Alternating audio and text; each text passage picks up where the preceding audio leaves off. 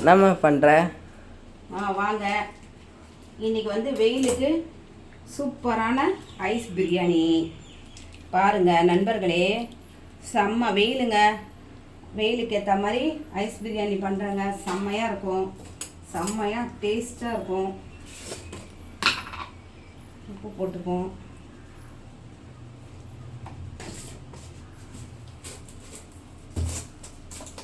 அதுக்கு தொட்டுக்க அதை பாருங்க, காஞ்ச மிளகா முட்டை ஆம்லேட் மாதிரி பண்ணியிருக்கேன்.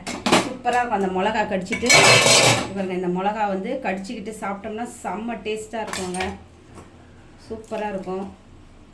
இன்றைக்கி பழைய சாதம் தாங்க. அதை வந்து நாங்கள் பழைய சாதம் ஐஸ் பிரியாணின்னு சொல்லிடுவேன். சூப்பராக இருக்குங்க. இதுக்கு அப்படியே எடுப்பா வீடியோ. தண்ணி ஊற்றி தட்டா? அப்படியே கொஞ்சம் தண்ணி மோராக குடிச்சிக்கலாம். இருப்பா, மாம்பழம் எடுத்துக்கிறேன். நவுறுப்பா, கொஞ்சம் நவுந்துடுங்க.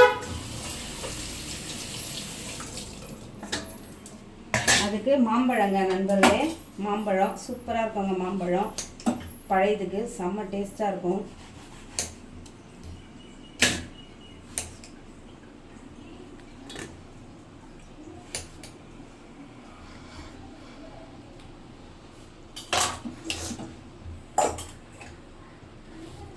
இன்றைக்கி மதியம் நண்பர்களே, இன்றைக்கி மதியம் பழைய சாதங்க, தொட்டுக்க முட்டை, மாம்பழம்.